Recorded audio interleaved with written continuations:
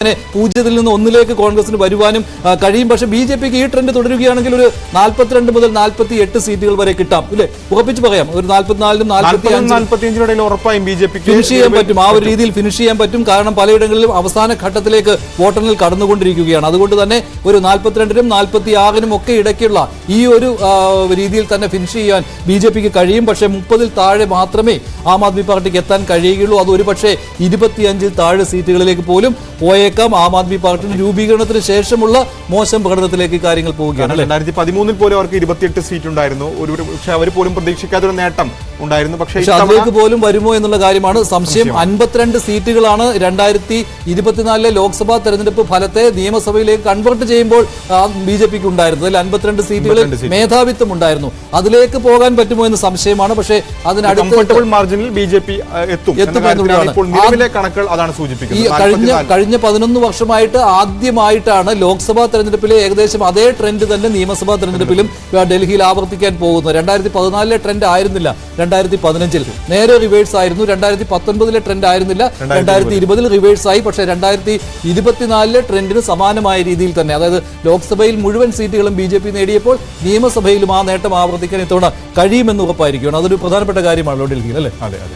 മാത്രമല്ല ആം ആദ്മി പാർട്ടിയെ സംബന്ധിച്ച് അവരൊരു ക്രൂഷ്യലായ ഇലക്ഷൻ ആയിരുന്നു. പല വിഷയങ്ങൾ ഇപ്പം കഴിഞ്ഞ തവണയൊക്കെ ഒരു ക്ലീൻ ഇമേജ് ആയിട്ടാണ് അവർ ഇലക്ഷനിലേക്ക് പോയതെങ്കിൽ ഇത്തവണ അങ്ങനെ ആയിരുന്നില്ല സാഹചര്യം. പക്ഷെ എങ്കിൽ പോലും അവർക്ക് ഈ വാഗ്ദാനങ്ങൾ, പ്രത്യേകിച്ച് സൗജന്യ വാഗ്ദാനങ്ങളൊക്കെ ചെയ്ത് കളം പിടിക്കുന്ന ഘട്ടമൊക്കെ ഉണ്ടായിരുന്നു. പക്ഷെ അപ്പോൾ പോലും ഈ അഴിമതി ആളുകൾക്കിടയിൽ ഒരു ഫാക്ടർ ആയിരുന്നു എന്നുള്ളതാണ്. പക്ഷേ ജനങ്ങൾ വിശ്വസിക്കില്ല, ഈ സൗജന്യ സേവനങ്ങളിൽ തന്നെ വിശ്വസിക്കും. കാരണം അവരുടെ നിത്യജീവിതത്തിൽ വളരെയധികം ഗുണം ചെയ്യുന്ന കാര്യമാണ്. ഇപ്പോൾ സൗജന്യ ബസ് യാത്ര, അതുപോലെ തന്നെ സൗജന്യമായിട്ട് വെള്ളം, വൈദ്യുതി, ഇതൊക്കെ ഡൽഹി ജനതയുടെ ജീവിത നിലവാരം മെച്ചപ്പെടുത്തുവാൻ സഹായിച്ചിട്ടുണ്ട്. അവരുടെ ചെലവ് ചുരുക്കാൻ കുറഞ്ഞിട്ടുണ്ട് തുടങ്ങിയ കാര്യങ്ങൾ ഉണ്ടായിരുന്നു. കഴിഞ്ഞ 12 വർഷവും ഇക്കാര്യങ്ങൾ ചർച്ച ചെയ്തതാണ്. പക്ഷേ അതിലൊരു മാറ്റം വന്നിരിക്കുന്നു എന്നുള്ളതാണ്. അതോ മറ്റൊരു കാര്യം, ബി ജെ പിയുടെ ഫ്രീബീസും ഉണ്ടായിരുന്നു, സൗജന്യ വാഗ്ദാനങ്ങൾ ഉണ്ടായിരുന്നു. അതുപോലും ചിലപ്പോൾ ജനങ്ങൾ വിശ്വാസത്തിലെടുത്തിരിക്കുക. കാരണം ആ പാർട്ടികളൊക്കെ തന്നെ, ബി ജെ പിയും കോൺഗ്രസ് ഒക്കെ തന്നെ ആം ആദ്മി പാർട്ടിയുടെ അതേ ശൈലിയിലേക്ക് വരുന്നതും കണ്ടു. കാരണം അഴിമതി മാറി പിന്നീട് ഈ വാഗ്ദാന പെരുമഴ ഡൽഹിയിൽ വലിയ രീതിയിൽ ചർച്ചയായതാണ്. അപ്പോൾ പോലും ഈ 10 വർഷത്തെ ഭരണം എന്നുള്ള കാര്യം ഒന്നാമതായി അവിടെ നിൽക്കുന്നുണ്ട്. രണ്ടാമത് ഈ രണ്ടാം കേജ്രിവാൾ സർക്കാരിനെതിരെ വലിയ ആരോപണങ്ങൾ, മാത്രമല്ല പലപ്പോഴും നടപ്പാക്കാൻ കഴിയാത്ത പല വാഗ്ദാനങ്ങളൊക്കെ ഉണ്ടായിരുന്നു. അപ്പോൾ സ്വാഭാവികമായും ജനങ്ങൾ മാറി ചിന്തിച്ചു എന്ന് വേണം കണക്കാക്കാൻ. കാരണം പരമ്പരാഗതമായി ബി ജെ പിക്ക് ശക്തിയില്ലാത്തൊരു സ്ഥലമല്ല. ബി ജെ പിക്ക് പരമ്പരാഗതമായി വോട്ട് ചെയ്യുന്ന ആളുകളാണ്. RSSന് വലിയ സപ്പോർട്ടുണ്ട്. RSS ഈ തെരഞ്ഞെടുപ്പിൽ വലിയ രീതിയിൽ ഇടപെട്ടിട്ടുണ്ട്. കാരണം മഹാരാഷ്ട്രയിലെയും ഹരിയാനയിലെയും തെരഞ്ഞെടുപ്പ് വിജയത്തിൽ RSSന്റെ പ്രവർത്തനം നിർണായകമായിരുന്നു. ഇത്തവണയും ഏതാണ്ട് 50,000 മീറ്റിങ്ങുകൾ, പ്രത്യേകിച്ച് ചെറിയ വീടുകൾ കേന്ദ്രീകരിച്ചുകൊണ്ടുള്ള പ്രചാരണ യോഗങ്ങൾ RSS നടത്തിയിട്ടുണ്ടെന്നാണ് പറയുന്നത്. അപ്പോൾ സ്വാഭാവികമായും RSSന്റെ ഒരു പ്രചാരണം ഇതിൽ ഉണ്ടായിരുന്നു. അപ്പോൾ ഈ എല്ലാ ഫാക്ടറും കൂടി ആണ് ബി ജെ പിയുടെ വിജയത്തിലേക്ക് എത്തിച്ചിട്ടുള്ളത്. പ്രത്യേകിച്ച് 44 സീറ്റ് എന്ന് പറയുമ്പോൾ സമീപകാലത്തെ ഡൽഹിയുടെ ചരിത്രത്തിൽ ബി ജെ പിയുടെ നിയമസഭയിലേക്കുള്ള ഏറ്റവും മികച്ച പ്രകടനമാണ്. തീർച്ചയായിട്ടും ഇനി അറിയാൻ ബാക്കിയുള്ളത് എന്തെല്ലാം പ്രതികരണങ്ങൾ ആം ആദ്മി പാർട്ടിയിൽ നിന്ന് ഉണ്ടാകാൻ പോകുന്നു എന്നുള്ളതാണ്. സ്വാഭാവികമായിട്ടും ഇലക്ട്രോണിക് വോട്ടിംഗ് മെഷീനുകളിലേക്ക് അവരുടെ ശ്രദ്ധ കേന്ദ്രീകരിക്കും. ഇത്തവണ കേജ്രിവാൾ നേരത്തെ തന്നെ പറഞ്ഞിട്ടുള്ളതാണ്, ഇലക്ട്രോണിക് വോട്ടിംഗ് മെഷീനുകളെ നിരീക്ഷിക്കണം. അതുപോലെ തന്നെ കൂടുതൽ അവർക്ക് വരാൻ സാധിക്കും. അതുപോലെ തന്നെ സ്ട്രോങ് റൂമുകൾക്ക് വെളിയിൽ ഞങ്ങളുടെ ആളുകൾ കാവൽ നിൽക്കുന്നുണ്ടാവും തുടങ്ങിയ കാര്യങ്ങളൊക്കെ വന്നിട്ടുള്ളതാണ്. അതുകൊണ്ട് തന്നെ സ്വാഭാവികമായിട്ടും ഇലക്ട്രോണിക് വോട്ടിംഗ് മെഷീനുകളിലേക്ക് ആരോപണം ഉണ്ടാകാം. അതുപോലെ തന്നെ ഇലക്ഷൻ എഞ്ചിനീയറിംഗ് എന്ന പേരിൽ വ്യാജ വോട്ടുകൾ ചേർത്തു എന്നുള്ള രീതിയിലുള്ള ആരോപണങ്ങളൊക്കെ, അതൊരു ഇലക്ഷൻ എഞ്ചിനീയറിംഗ് അല്ല, ഇലക്ഷൻ അട്ടിമറിക്കുന്നുള്ള എഞ്ചിനീയറിംഗ് ആണ് എന്ന രീതിയിൽ ബി ജെ പിക്കെതിരെയുള്ള ആരോപണങ്ങളൊക്കെ വരുവാനുള്ള സാധ്യത നിലനിൽക്കുകയാണ്.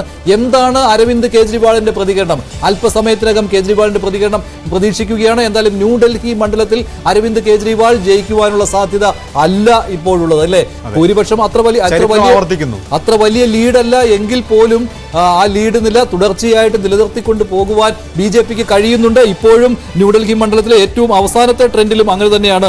നിലവിൽ ന്യൂഡൽഹി മണ്ഡലത്തിൽ അരവിന്ദ് കേജ്രിവാൾ തന്നെയാണ് പിന്നിട്ട് നിൽക്കുന്നത്. മുന്നിൽ പർവേഷ് വർമ്മയാണ്. ബി ജെ പി ഇപ്പോഴും ലീഡ് ചെയ്യുകയാണ്. മറ്റൊരു VVIP മണ്ഡലമായ കൽക്കാജിയിൽ നിലവിൽ ലീഡ് ബി ജെ പിക്കല്ല, മുഖ്യമന്ത്രിക്കല്ല, മറിച്ച് അവിടെ ബി ജെ പി ആണ് ലീഡ് ചെയ്യുന്നത്.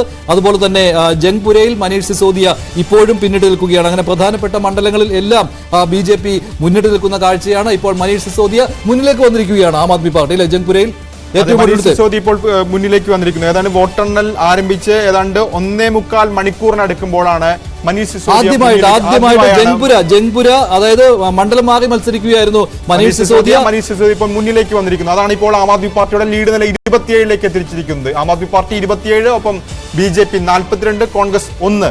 മാത്രമല്ല മഞ്ജുഷ, ഇതിനകത്തൊരു പ്രധാനപ്പെട്ട കാര്യം, ആം ആദ്മി കോൺഗ്രസിനെ സംബന്ധിച്ച് ഇപ്പോൾ അവർ ഒരു സീറ്റിൽ മാത്രമേ ലീഡ് ഉള്ളൂ എന്ന് പറയുമ്പോൾ പോലും അവരുടെ നഷ്ടപ്പെട്ട ഒരു വോട്ട് ബേസിൽ ഒരു കുറച്ചെങ്കിലും ഭാഗം അവർക്ക് തിരിച്ചു കൊണ്ടുവരാൻ ഒരുപക്ഷേ ഈ തെരഞ്ഞെടുപ്പ് കഴിഞ്ഞ തവണ 4% അല്ലേ, 4%, 4.5% അവരുടെ വോട്ട്. അതിനു മുമ്പ് 10% താഴെയായിരുന്നു. പക്ഷേ അത് ഉയർത്താൻ കോൺഗ്രസിന് സാധിക്കും. കാരണം കോൺഗ്രസിനെ സംബന്ധിച്ചൊരു ഡൽഹിയിൽ മത്സരിക്കാതിരിക്കാൻ കഴിയില്ല. ആം ആദ്മി പാർട്ടിയുമായി ലോക്സഭയിൽ ഇതുപോലെ ഒരു സാഹചര്യം ആയിരുന്നില്ല ഇത്തവണ. അന്ന് അരവിന്ദ് കെജ്രിവാൾ ജയിലിലായിരുന്നു എന്ന സാഹചര്യമുണ്ട്. ഇപ്പോൾ കോൺഗ്രസ് തയ്യാറായാൽ പോലും ഒരുപക്ഷെ ആം ആദ്മി പാർട്ടി നിയമസഭയിലേക്ക് സഖ്യമാകാൻ തയ്യാറാകില്ല. അപ്പോൾ മത്സരിക്കുക എന്നുള്ളത് തന്നെയാണ് ഒരു രാഷ്ട്രീയ പാർട്ടിയെ സംബന്ധിച്ച് തെരഞ്ഞെടുപ്പിന്റെ പ്രധാനപ്പെട്ട ഘടകം. അതിപ്പോൾ പലതരത്തിലുള്ള വിമർശനങ്ങൾ ഉണ്ടാകാം.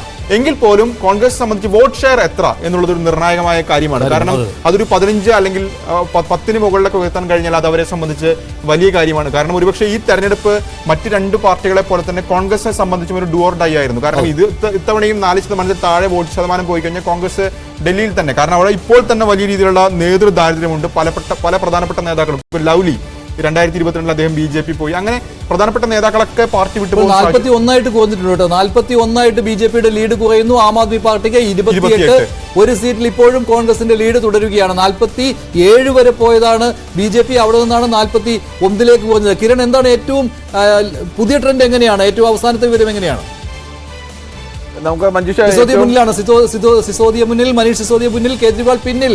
അതേസമയം കൽക്കാജിയിൽ അദീഷിയും പിന്നിൽ. എങ്ങനെയാണ് കിരൺ ഏറ്റവും പുതിയത്? നമുക്ക് അതിന്റെ കൂടുതൽ ഡീറ്റെയിൽസിലേക്ക് പോയി കഴിഞ്ഞാൽ ഇത് 2020 ക്ലോസ് കോൺടെസ്റ്റ് നടന്ന മണ്ഡലങ്ങളാണ്.